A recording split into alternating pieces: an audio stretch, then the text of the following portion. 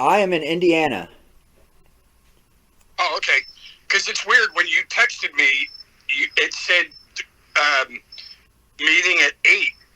Yeah, But well, I'm like, Doug's got it 6. yeah, So well, I'm like, Doug goes by his time every time he sends me a time, and I've got to start looking into where people are at. I'm in Nashville. I'm right below you. Oh, you are. Yeah. Awesome. So that's why I was like, okay, No, are you down there by Ian then, huh?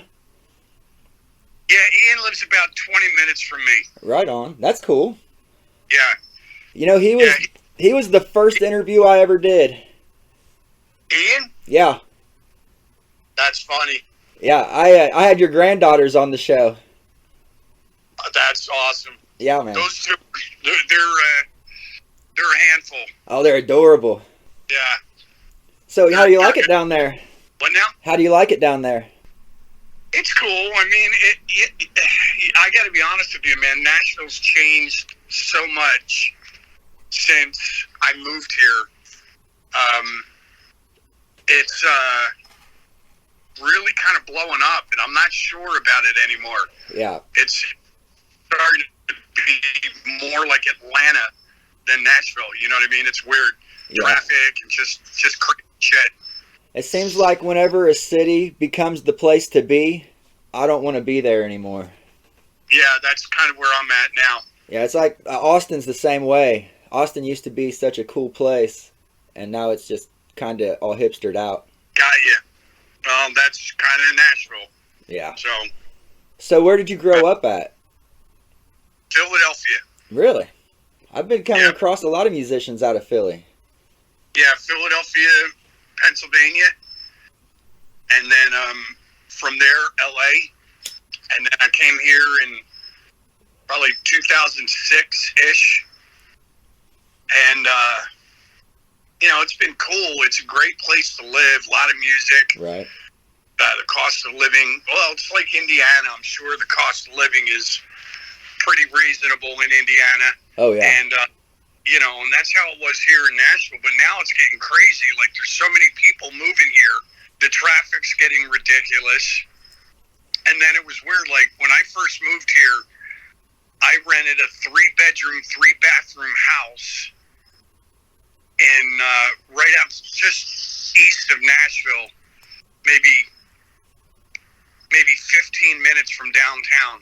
I got a buddy just from Denver. He was literally renting a studio apartment in downtown Nashville, and he was spending $1,200 a month, and they just raised his rent another $800 a month. Holy shit! So he's spending $2,000 apartment.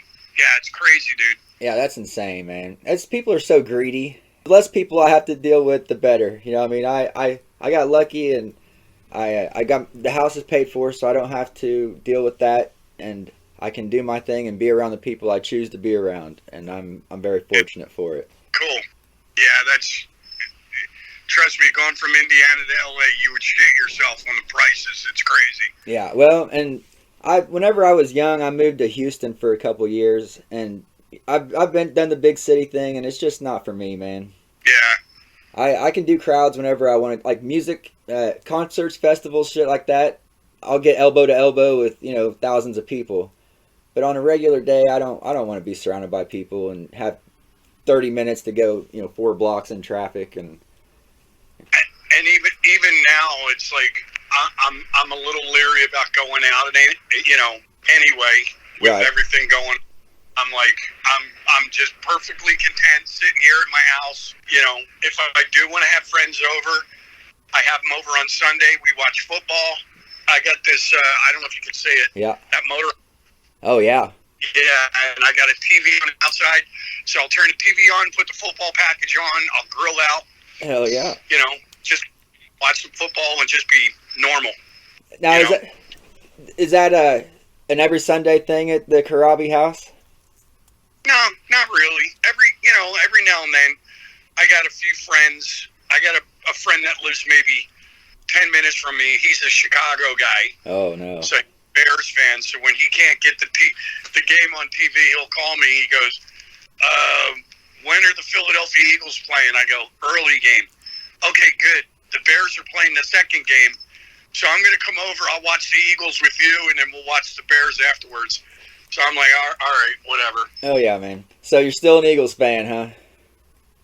Yeah, born and raised, dude. How old were you? Was it whenever you got the Motley gig that you moved to L.A.? No, I moved to L.A. in '85. Oh, yeah. So. That's right. Did you go? Probably, you were just a little south of L.A., weren't you? Seems like I remember. No, I was right in Hollywood. Oh, really? Yeah. And I was probably 24, I think. How was it? Was it a mind fuck? Yeah, it was pretty crazy when I first moved there. It was, it was still, Poison was still playing in the clubs. Right. Roses, LA Guns, all, Fast Pussycat. All these bands were just getting their record deals or just coming up. And so it was pretty wild. Dude, what a great time to be in LA. That was a great time, yeah. I mean, that's like you just put out the dream lineup. I mean, of the '80s for me. That's everything that I listened to growing up. Yeah, it was definitely a cool time. You know what I mean? It was crazy. Yeah, I'm sure. So, yeah, I'm sure. Do you have any like buddies that you met in that time that have stuck through and you're still cool with, and that that you consider a friend after all these? What, from those bands? From those days. Yeah, I mean, there's a few. Yeah. There's guys like Robbie Crane. Yeah. Plays bass with he played bass with Rat for a while, and Black Star Riders. Guys like Jizzy Pearl from Love Hate. Blotzer, all Warren DeMartini, all those guys. Yeah. I'm still, we don't. It's funny, like we don't talk to each other all the time. But I was just in LA doing my audio, and I called Robbie. I'm like, hey, dude, I'm in town. Unfortunately, he went out of town right when I got into town, so we didn't get to see each other. There's not a lot of people that I don't. There's not a lot of people that I don't speak with. Right. Do you know what I mean? Yeah, I try not to bridges. Yeah, that's definitely. Then the music industry is such a small circle. There's no 6 degrees of separation in the music industry at all. Yeah. You've been popping up into my world a surprising amount. From starting out as Ian being your boy, to I work with Curtain Call Records, so Anything But Human is a band that I've worked with. I've taken them merch and crashed on the bus with them. Great guys, by the way. You'll have a good time in Mexico with them. But oh, cool. Yeah, I just keep seeing your name popping up everywhere I go. So whenever I talked to Doug and had an opportunity to talk with you, I jumped on it. Where are they from? What's that? That band you were just talking about, where are they from? Anything But Human is out of Texas. And they're doing the shows with me in Mexico? The acoustic, yeah. Oh, that's cool. Yeah, they're a great group of guys, man. I'll when we get done, I'll send you a link and let you see some of their stuff. They're cool. All right. Really nice guys. I was wondering who they were, but man, I didn't. Wait until you hear if they don't do it, make them do their cover of Eleanor Rigsby, because holy hell, his vocals on that. He's got great vocals. You're gonna have for a vocalist, you should appreciate it for sure. Right, cool. No, I'm looking at something over there. Oh, you're good. Right on. But yeah. Anyway, so what is the deal with your this thing? Is it like a tattoo? Is it tattoo? Is it? My show is on Rock Rage Radio, and I've picked up this alter ego, I guess, or a persona as Mayhem Jesus. That's cool. Yeah, so I kind of tiptoe on the line of blasphemy with it. I mean, I get kind of close. My show's called Excommunicated. It's all in fun. I don't do nothing political or nothing controversial. I'm not trying to be.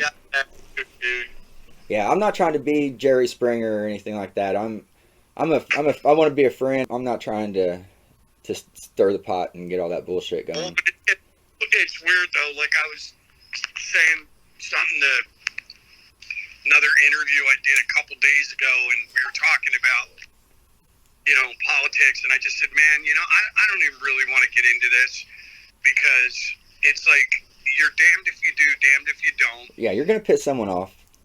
Yeah, and I'm like, man, I really feel like, when whoever you vote for, or whoever you tell your sins to, there's a reason why there's a curtain on the door. Right. You know what I mean? It's like, it's between you and whatever. But I said, man, it's getting to the point now where you could just say, check out my Labrador puppy, and you're going to get some fucking asshole that knows everything about dogs. Oh, yeah. Tell you everything whatever, you're doing wrong. And I'm like, yeah, people just want to be offended, it seems like, or they want to be pissed off and offended. And I'm just not with that, man. I don't. The way I do my interviews, I bartended for about 18 years. I still do on occasion because I have to make ends meet. And I treat my interviews like I treat a new customer at the bar. I used to do a bunch of research and all that, but then I just get tripped up and I'll forget shit and I get stumbled over and it just doesn't work. Where if I treat you like you're a customer at the bar, then I can just talk to you and have a good conversation, and it flows smooth and it's enjoyable and it's not so stiff and fake. Yeah, all good. Yeah, it's just weird. I stay away from the politics though altogether. I don't need any more drama. No, well, yeah, politics it's not. This isn't the place for. Unless that's your thing and your music's about politics, then why would you want to talk about it anywhere else? Because that's what gets hits. That's what gets people's attention, and they want that. They don't care if they fuck up someone's career over, as long as they get that viral video and get famous. Selfish people suck, man. I know. Anymore they do. I try to keep my circle as close as I can. All good. So what's going on? Yeah, you got your studio. How about the freedom that comes with just being able to go in there and kick out some riffs and build a song, whatever song you want? That's got to be. That's what I'm doing now, man. I'm just I'm doing one song, one video. I've got a bunch of stuff recorded, but I'm doing one song, one video.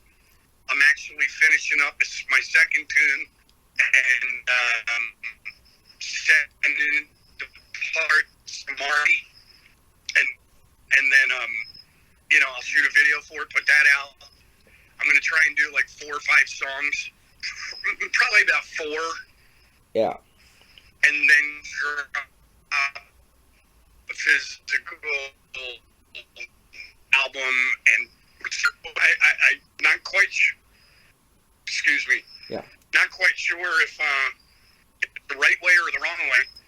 But Man, that it seems like everybody's kind of at this. Yeah, that seems to be the formula that people are using now. But with social media being such a big thing, it makes sense. And people they consume differently now. It's a big binge thing, and they'll get burnt out on it. So why not just feed them a little at a time and watch how the numbers go?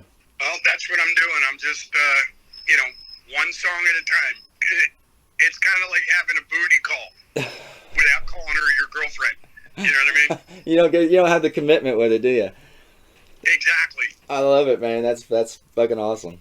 So when's the next tour start off? I'm actually playing. I'm leaving Thursday to go to Pigeon Forge, Tennessee.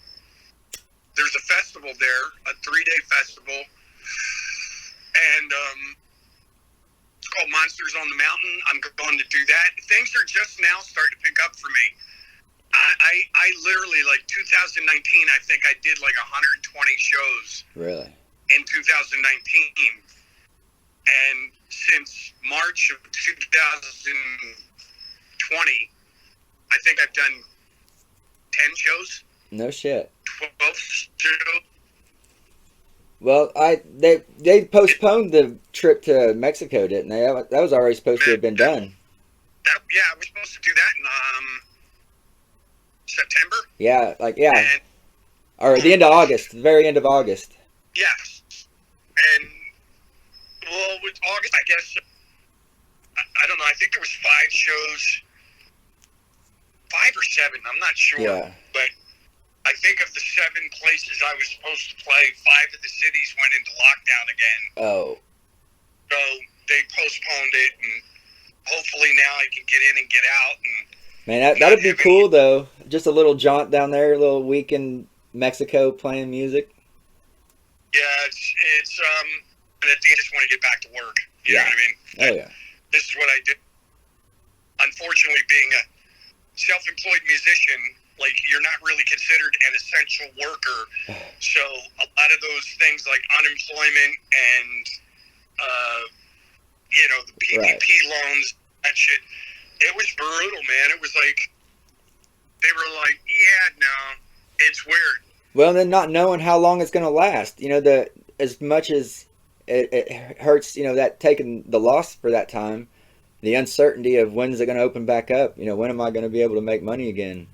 That's got to be a fucking a pain in the ass for somebody that's, you're fucking John Corabi, dude. Yeah, honestly, I've been, the last 18 months, I just kind of lived on my savings. Yeah. You know what I mean? And, fuck. But I'm getting back to work. It's all good. I can throw some money back into the little savings fund. That's right. Whatever. But I'm looking forward to seeing a show with Ian and you together. That just seems kind of full circle. Trust me, both Ian and I are looking forward to that as well.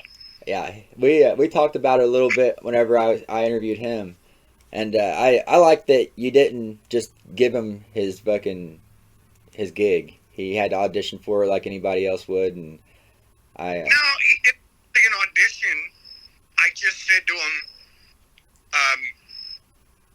he said he wanted to do a band with me, so I gave him the Motley record, and I said, okay, learn this record, note for note, and then we'll jam. We'll see. You know what I mean? Yeah. But I'll tell you, he came into rehearsal, and even the guys in my band were like, "Fuck, dude, he's killing it. Yeah. He nailed it." So I'm like, "All right, cool." So hopefully, like I said, I can get 3 or 4 new songs together. Yeah. Put a record out, and then get out there. My goal is to put the band back together again, my solo band, and get back and play every nook and cranny in America, hell yeah, and Europe, and Japan, and Australia, and anywhere. Hell yeah. We'll see. That would be how great of an experience would that be to tour the world with your boy? Oh, he froze on me again. And now I think it's your phone because your screen keeps going. Yeah, it might be. Dark. Yeah, but he's a good kid, and man, and it's all stage hearing him knock those fills out on the Motley record, so it's cool. Yeah, it's gonna be fun.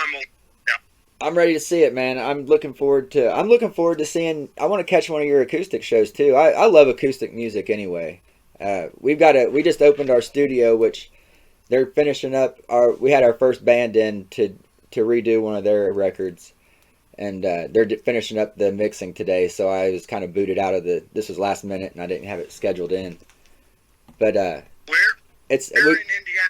Yeah, it's right between Evansville and Indianapolis. It's called the Acoustic Bulldog. We've got Slate Digital all the way through. Tracy Arnold is our producer, and he did the sound for Kenny Chesney back in the day, and he owned a studio called Hoosier Daddy back in the 90s, I believe.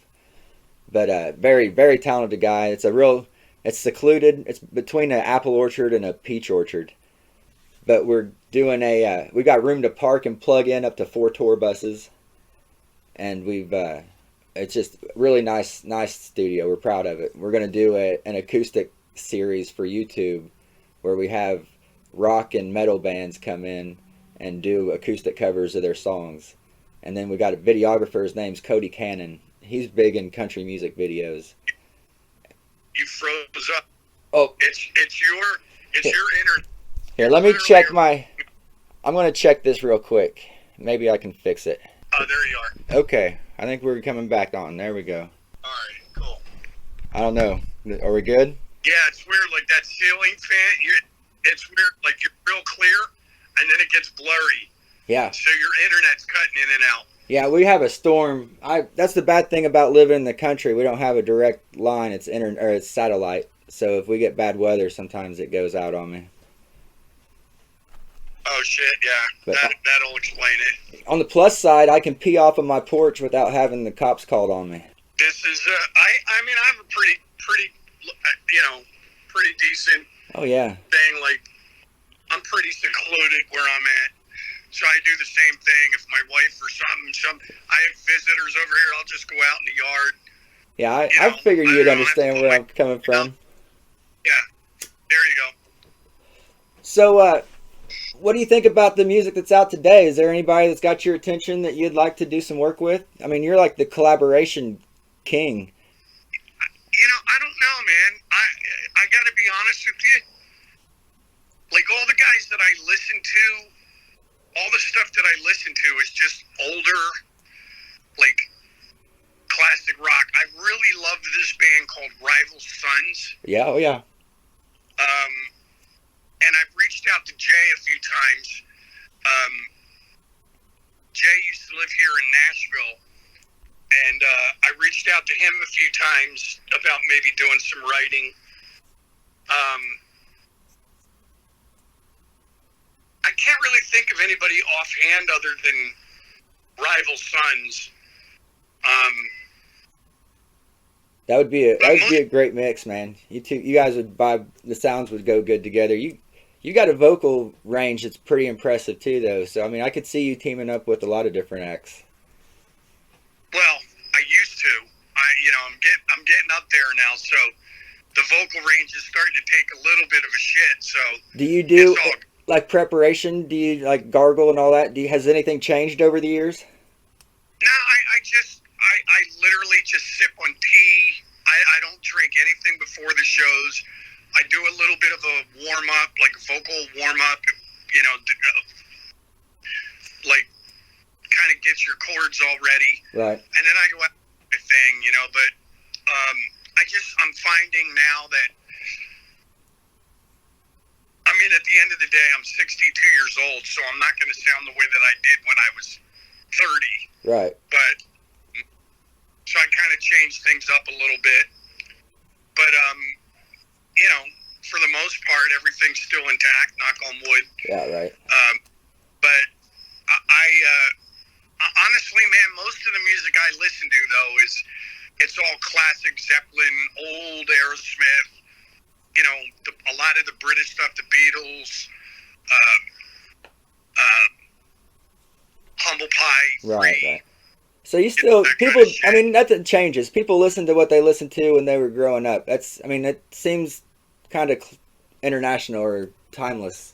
My dad listened to the shit he listened to. He would listen to all kinds of different stuff too, but whenever he was going on a road trip or working in his shop, it was always back to, and it's the same with me. I revert back to the grunge era, and it's either the Motley Crue, Guns N' Roses, or I was right at that mix. My sister is the one that introduced me to music and had me hooked, and it was everything from Motley Crue. The first poster I had on my wall was a Motley Crue poster, to Madonna and shit like that. So that kind of got me started. And then the grunge, I was right at that age and a teenage boy, and pissed off at the world, so I grasped onto that pretty hard too. Well, and but it was great. It was great. A lot of it was great stuff. I got to be honest with you. I related more to the Soundgardens and Alice in Chains. Yeah. I was more into them than I was a lot of the 80s bands. Yeah. Now, Guns, I love Guns. I love the Black Crowes. Bro, yeah. Yeah. I thought Cinderella was really good, but they got better. They got bluesier with their older records. So, but a lot of the 80s stuff went over my head. I just, and it's weird because Like if you listen to my new song, Casibella. Yeah, I did. It's Yeah, beautiful, man. It's a beautiful song. It's weird. It's like I'm not doing anything groundbreaking. It's basically, it's like it sounds like Penny Lane from the Beat. Not, it doesn't sound like, but it's reminiscent of Penny Lane from the Beatles, Killer Queen by Queen, and then the guitars have a bit of a Thin Lizzy vibe to them. Yeah. So all the stuff I listen to is all 70s rock shit. Right. And that's my go-to. And, nobody's really doing anything original anymore. So I just always go back and listen to, what I call the original guys. The Zeppelins, right. The Aerosmiths, the Alice Coopers, the David Bowies, all those guys that were groundbreaking then, you know what I mean? Oh, yeah. They broke the ground, so nobody can really do anything. I just talked about this the other day with Michael from the band Sunflower Dead, and we were talking about how the new genres. It seems like the last real big new genre was probably like nu metal, when it started mixing metal and rap. And that was just mixing two existing genres. As far as like you might get a new really deep song or really really thoughtful songwriter, but until it's going to take something big to shake up the music industry and to be another. I got to be honest with you. I mean, I don't see how there again. See, that's why I like the music that I like, because up until like bands like Kiss or David Bowie, Alice Cooper, like when Kiss came out, nobody saw anything like Kiss before. Right. When Alice Cooper came out, nobody saw anything like Alice Cooper. Nobody saw anything like David Bowie. People were like, "What? Who is it?" Is he Stardust? Now it's funny. It was like probably 2001. I was married to this crazy girl. I've got a story like that. He was a huge fan of Marilyn Manson, who, when his record came out, I was like, wow, this guy's really good. But if you really sit down and think about it, what he was doing was he was taking a little bit of Alice Cooper. Yep. And he was mixing it with the androgynous shit that David Bowie was doing. You're exactly right. And then he was putting in 9 Inch Nails. Yeah, yeah. And mixed it. And we got into the argument about it. I go, there is nothing groundbreaking. Everything groundbreaking has already been done by somebody. When you were telling me that to begin with, and I myself, I'm a Manson fan.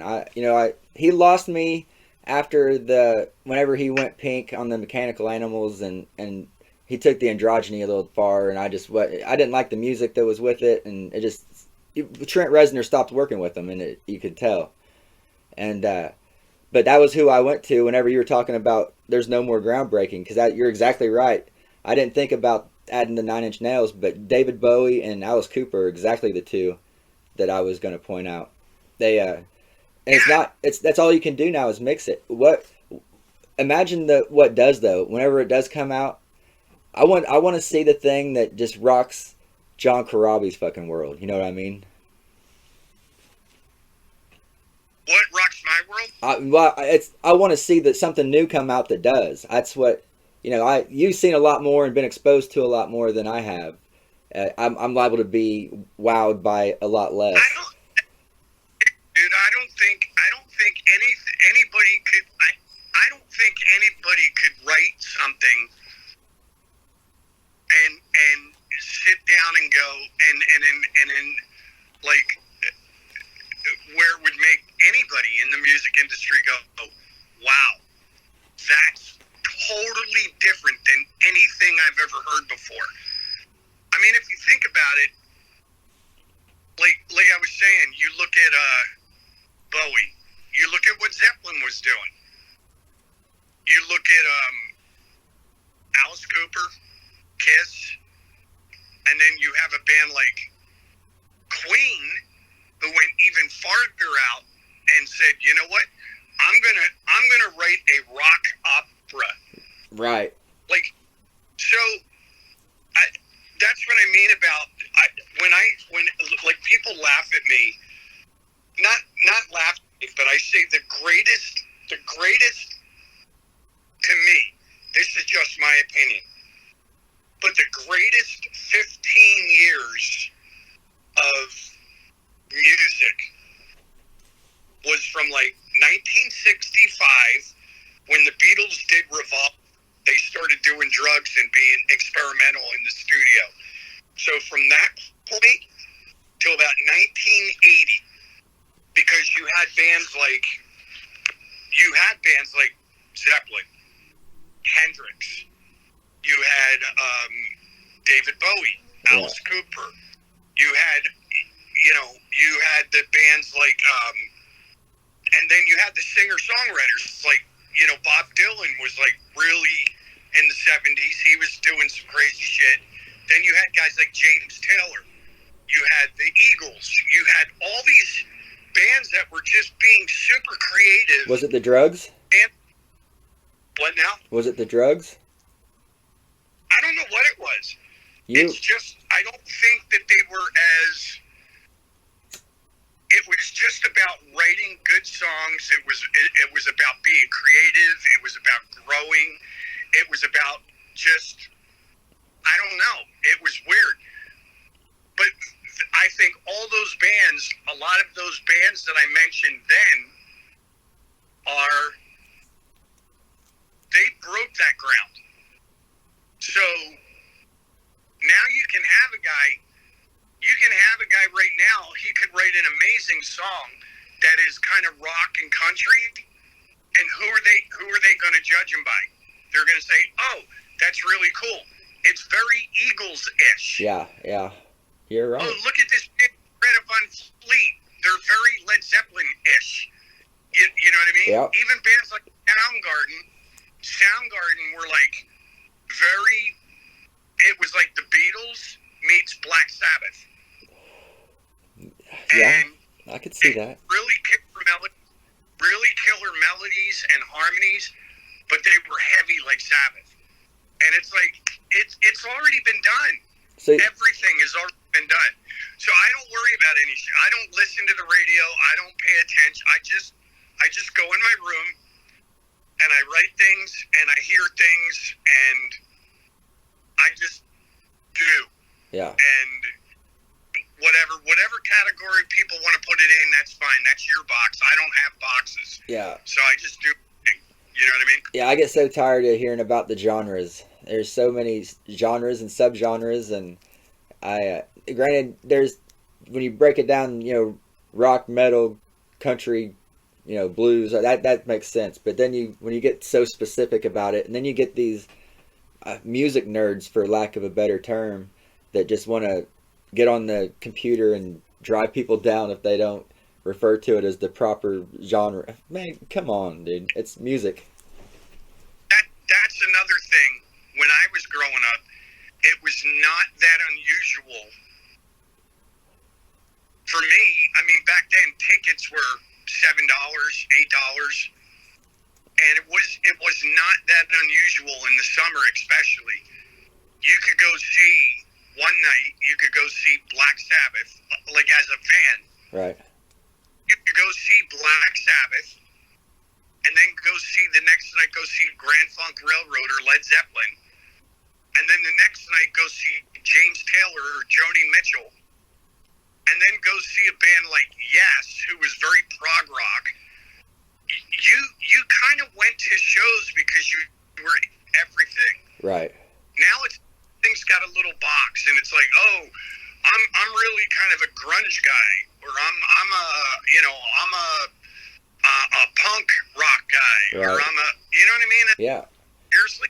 Yeah, I like music, man. I like music. What caused the boxes? what caused the tribalism or whatever? Is it just human nature that eventually happens, or I don't know.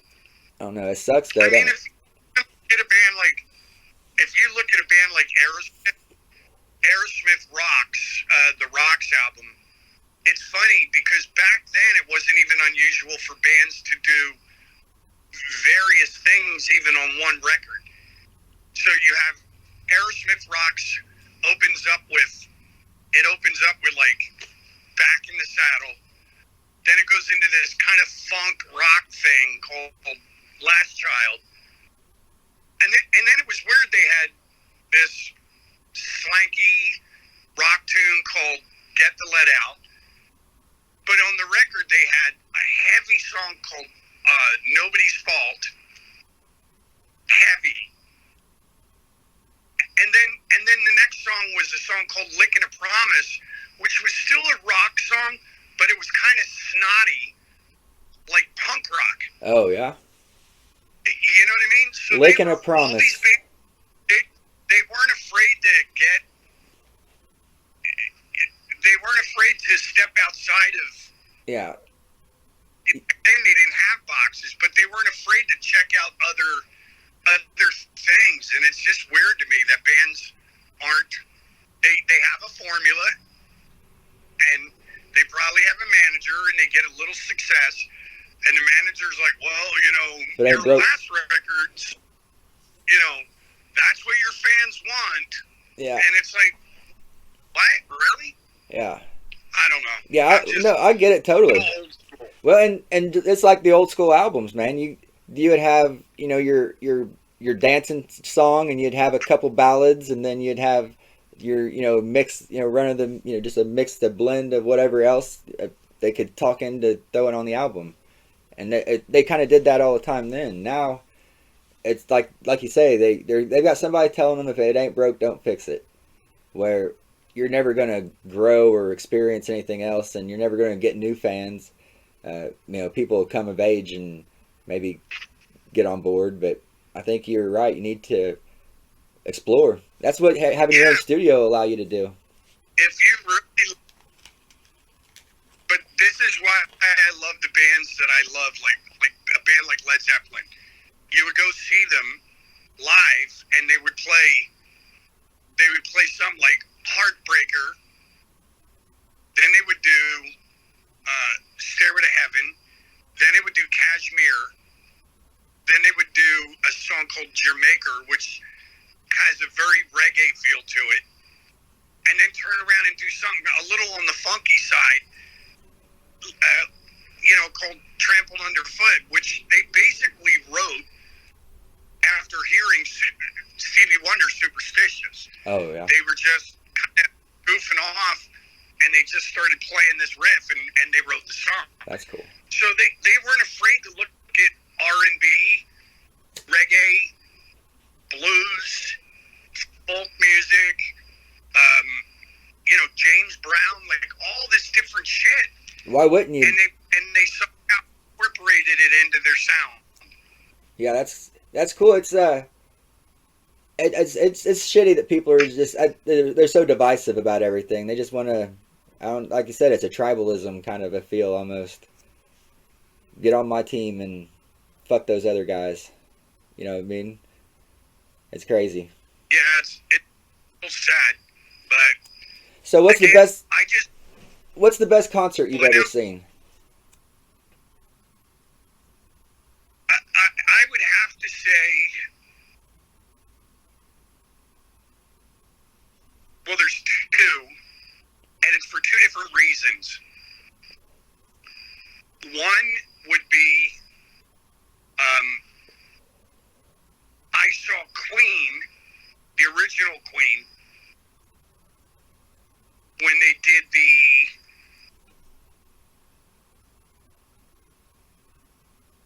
News of the World tour. What year was that? And, dude, whenever that record came out. Whatever that was. I don't know. I mean, I was a kid. I saw them at the Philadelphia Spectrum. That's what I'm trying to get. And there was no opening act. It was just them for like No shit. It was them and just the lights, the presentation, whatever little pyro they had, they were just unbelievable. Yeah. And then the other one was also back in the 80s. I got to see Heart when it was still the original band, all the original members. Right. And they were supporting their Dog and Butterfly album. And they did their whole set, they walked off stage, and they came back on, and they did 2 cover songs. They did Rock and Roll by Led Zeppelin. That's cool. And then they did this old Nielsen song called I Can't Live If Living Is Without You, kind of a thing. Yeah. And when they started that last song and she started singing, it was weird. There was 20,000 people in that arena and you could hear a pin drop. Right. It was the most connected I've ever seen an audience with whoever was singing the song. It was unbelievable. That's cool, man. Is that the stuff that kind of led you to want your life to be like that? I mean, are those the experiences that pointed you in that direction? No, it was. No, I think that came earlier when I saw videos of the Beatles, but it was incidents like that just fed my desire to want to do what I'm doing. Right. I was like after seeing Queen, I would just sit there and, they're playing like Bohemian Rhapsody and shit on stage, and I'm just sitting there going, fuck. Yeah. All right. I need to up my game. I need to up my game. Right. That's awesome, man. That I gotta be a better musician. You know what I mean? They just made me want to be fucking awesome. So make you practice more? Is that what it came down to? Did you just practice? It made me practice more. It made me sit down and want to figure out the guitar solo on Bohemian Rhapsody. It made me sit down and want to figure out the chords. How did Freddie Mercury's brain work to write this whole piece? You know what I mean? Right. And it was just everything about it, the way they looked, the way they played, the songs that they were playing, it was just all over the map. And I was like, wow, this is fucking awesome. And it just made me hungrier to I would sit there and go, fuck, I'm going to be famous and I'm going to go on tour with Queen, or I'm going to go on tour with Led Zeppelin, or I'm going to go on tour with Heart. It just fed that desire to do what I'm doing. So what's that? I mean? What is there anything that you've accomplished that just like stands out to you as like something that just, I don't want to say, I guess a favorite, one of your favorites? I don't want you to have to pin one down, but is there anything that just like, because I mean, you're, like I said, you're John motherfucking Corabi. You're a legend. It's you've reached a point that people dream of reaching. Are you satisfied yet? Have you anything? No. And I think once you become satisfied, you put the lid on, put me in the ground, toes up, and call it a day. Yeah. Like I still it's weird when you look at things. Like my song, for instance, I put it on all the streaming services, and everybody's like, "Oh man, it's doing great." And there's that part of me, like when I was going to see Queen, and I would get home, and I would I'd be like, "Fuck those guys, man! I'm gonna be better than them." So what I do is I sit there and I go on my Spotify thing, and I look to see how many streams that song's got. And then I'll go over and I'll look at like Justin Timberlake, and I'll go, wait, how the fuck did? All right, that motherfucker's got 40 million streams on his last stream. Like, you know what I mean? He's got teeny boppers that use it a lot more. You got. I get it, you know, but I will say, you cannot deny that fucker isn't talented. Oh no, I would never say that. But you've got to You know take what I mean? whenever you're putting yourself That's against the thing fucking with- Justin Timberlake. You got to take that into consideration. That the generation that listens to him are a lot more savvy with that shit. I do it. But that's the thing. You're always desiring something more. That's good. Yeah. Bigger, something better. Well, that's how you So, keep yourself alive and keep yourself improving. I mean, why would you want to stop whenever you still? I mean, you're clearly still fucking killing it, man. I keep that thirst and that hunger. I'm glad to hear it, and I like to see how excited you get about it. I could see it in your face how excited you got when you talk about just that continual improvement and being better than that guy, and that's probably what makes you John Corabi. You know, it's not a competitive thing, but it is. Right. And anybody that tells you it's not is bullshit. Yeah. But it's like, you know, little bit, or like, you know, even still, like, I'll hear a song, and I'll just hear a sentence in the song, and I'll go, fuck, that is such a genius sentence. Right. Why did I not think of that? Like, it's so simple. Do you know what I mean? Like, how did I not think of that? But, you know, it is what it. That's the beauty of music. Hey, listen, I don't want to be an asshole, but we've got like 8 minutes, and then I've got another one. That's absolutely fine, man. That's awesome, man. I appreciate you, man. And if there's anything I can do for you, just let me know. If you know new stuff, I'll help promote the shit out of you. Yeah, just get that new song and spread the word, brother. You got it. You got it.